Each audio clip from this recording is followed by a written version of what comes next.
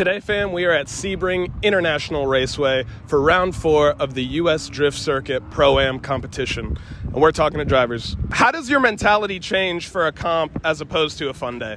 Is there anything for the car that you set up differently for a comp as opposed to a fun day? For somebody that's been drifting, what advice could you give them to get into competition? Trip and drift. What's your name and what do you drive? Fellow Ambivero, and I drive a 99 BMW M3.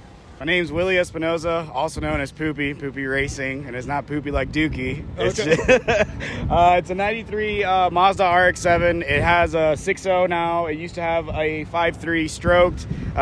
We put it in on Monday. It blew up, caught fire Wednesday. Then pulled an all-nighter on Thursday, and we're here.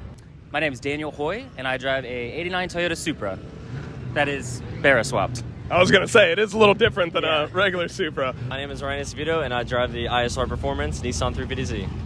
My name is Nate Jordan. I drive a 2001 Ford Mustang GT. How long have you been drifting, and how long did it take to start competing? I had my first drift event, Spring Break Bash 2019 at OSW. So what is that, 4 years? Yeah. About 4 years. I think we're going into our 5th year. I started competing 1 year into driving. I started driving clutch kickers the first season. So it's 1 year after I started driving, I started competing. Insane. So I've been driving or drifting for about 8 years now, and this is actually my first competitive season. Oh, wow. So I started drifting in 08. I did a lot of road coursing and all that stuff before then, and then I started competing, let's say 2011. I started competing. Dang, so you've been doing it for a while. That's awesome. Oh yeah, no, we've been out here. We're definitely out here. So I've been racing for probably around 14 years, I want to say, in between drag, drifting, and a couple other motorsports. Drifting competitively, probably about 4 or 5 years. So I've done about 4 seasons already in comp, and I think that would be my timestamp on there. Drifting for, honestly, the same amount of time. I built the car as a passion that I've always wanted to do, and then last year was actually the first year at Clutch Kickers. Oh, wow. When we were at the Freedom Factory. Okay. So basically when you started drifting, you started competing? correct. Probably not the best way to do it. Yeah. Build a car at this level and then go learn to drive it, but someone's got to do it. So. How does your mentality change for a comp as opposed to a fun day? I mean, at the end of the day, you're still with the boys, so that's what matters. But it is a little bit more serious now because I've done it a few times. I am very comfortable on this track, though, this layout, I should say. So it's going to help at the end of the day. Oh man, drastically. So fun day, I'm always kind of just like chill vibe, just kind of like partying with the boys, like not actually, but like on track partying. Yeah. Just kind of hanging out, like, oh man, let's get doors. Just laughing, not rushing to get in grid. Comp, it's like, I feel like I'm like locked in like just an insane amount. I'm in like so much focus. I'm just, all I can think about is like hitting the right marks on track, like trying to squeeze every lap out of every practice session possible. The focus is immense, and it honestly takes like a physical stress on you after the event too. Just because you're like thinking so hard and you're just so focused. So definitely a big difference, like mentally, like focus wise, coming in. So I gotta keep the same mindset. If I'm not having fun on a comp day, I get too in my head, and the whole day is just, it's over from the start. As soon as you hop in the car, if you're not in the right mindset of having fun, then it's just not gonna be a good time. I feel like I've always been brought up in a race family, and it's like you have to prepare. Half of it's in your head. So you got to eat good. You got to, go to sleep early. You got to make sure the car's ready. You don't want to hustle. You don't want to, you got to make sure you're just out here to drive. On a fun day, it is what it is, Hopefully, it's almost the same mentality, but it's not to that point. Yeah. So that's actually a great question. In a competition setting, I have noticed myself as a driver, not only in drifting, also in drag racing and any type of, competitive racing. Everything is based off the mental state of the driver. So, if you have an argument with your girlfriend, that is literally throwing your comp out the window. If you, wake up and, I don't know, you broke your phone, that throws your driving off. For me as a driver, that's one of the biggest battles that I fight is my mental health and my body's like inertia, basically. So it's like, I am an adrenaline junkie, so when I get overstimulated by adrenaline, like my mind just goes crazy. Now, my car, if it's not running at 110%, then there's going to throw off my mind. I'm going to be on grid thinking about temps, thinking about IATs, thinking about this, thinking about that. So by the time I do my run, I'm over here in the clouds thinking about what's going on with the car. So a lot of drivers struggle with different things here and there. I can tell you that has been one of my biggest battles, but you progress and you learn as a driver as you go to learn how to overcome these obstacles. So, it is a learning curve every time that I'm out here. So I'm trying. Is there anything for the car that you set up differently for a comp as opposed to a fun day? I might go a little more in depth, doing like a nut and bolt check, make sure everything's tight, because competition, everyone's watching. You don't want to make a mistake, you don't want to mess up. So I don't drive this car much on fun days. I only pretty much do practice and competitions with it. I do have a different car, so I can do for practice and fun. So nice. Saves more tires, gas, stuff like that. Yeah. This car is super expensive to run. It's normally about a gallon a lap, and I get about 2 to 3 laps out of a set of tires. So it gets expensive. So on a fun day, for example, OSW. So let's say we go to OSW for the skid pad. I'm not running 15 PSI on the rear of my car. I'm running 25, 30 PSI, throwing a shit ton of smoke, being loud, rev limiter, the whole nine. In comp, I like to play a lot with alignment and tire pressures.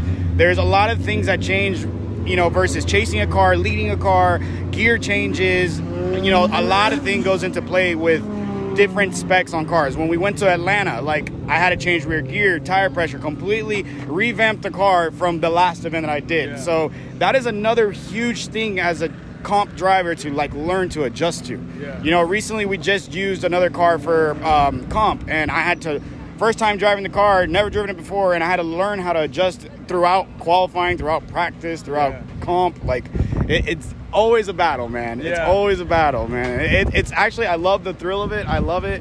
It's honestly what keeps me going in this sport is learning to adapt and learn more. So I'm pretty pumped on all that. Settings are always going to be changing. The problem with we're never going to have the perfect setting for every track. Every time it's going to change. Every time I change alignment, I do keep a data log of all my alignments and everything, but one day my alignment's going to be this, and the next day we're in freaking Missouri or freaking ATL or, and none of my previous alignments are going to be the same. So I could imagine, for a different track, you would have a different setup. A lot less oil pressure, air pressure in the tires. True. I need the grip. Grip up. Correct. Yeah, it's a fast layout. And it is complicated with the what is now a touch and go, which I wasn't sure of, but we're gonna do what they're doing and go figure it out. If we're driving this car at a fun day, it pretty much stays the exact same, so we don't detune it or anything. It's always running at 150%. Last question. For somebody that's been drifting, what advice could you give them to get into competition? One of the biggest advices that I would probably give that I wish somebody would have told me before is don't rush it. Don't push yourself to be the most. Don't push yourself to do it for clout. Don't just be you. Have fun. My biggest mistake starting out in comp and drifting was I wanted to be more than what I was. I overbuilt my car. I did this, I did that. I did the biggest of everything. I thought it was easier said than done type of thing. Just don't rush it and seat time.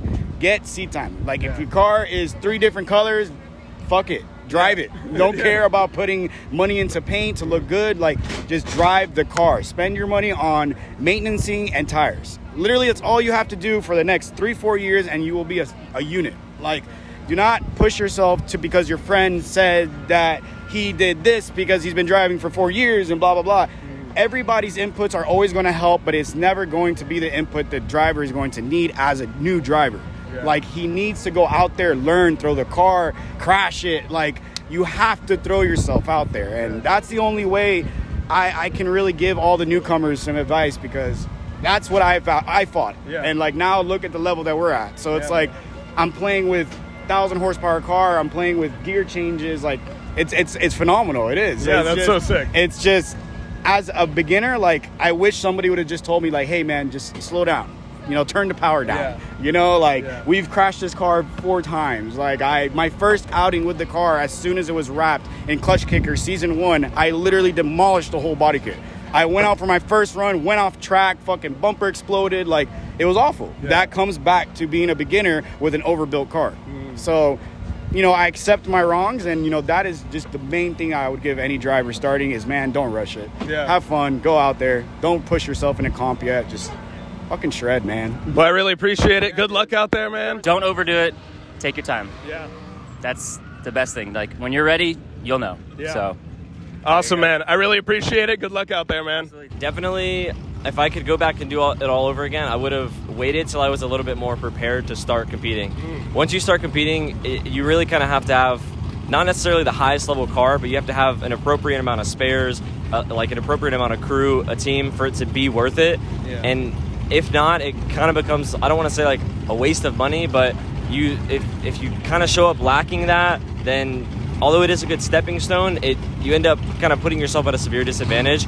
And I think going back, I would have just preferred to wait until, like, as a team, we were a little bit more prepared. Yeah. The program was a little bit more prepared, because it does take a lot. It takes a lot of operational side of things and logistics side.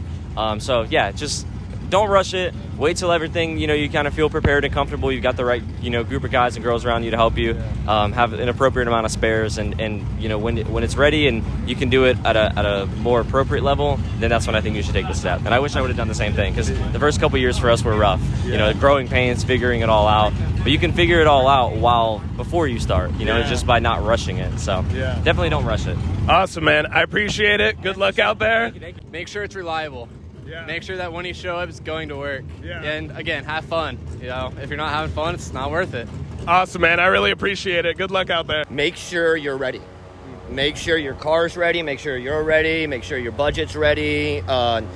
You don't want to come out here and not drive or do bad because of something that you could have done prior to being there. Yeah. Don't waste your day because you weren't ready, or don't, make sure you're ready. Yeah. That's the thing. Awesome, man. Well, I appreciate you. Good luck out there. I hope you guys enjoyed. I hope you learned something. Like, subscribe. We'll catch you next time, fam. Peace.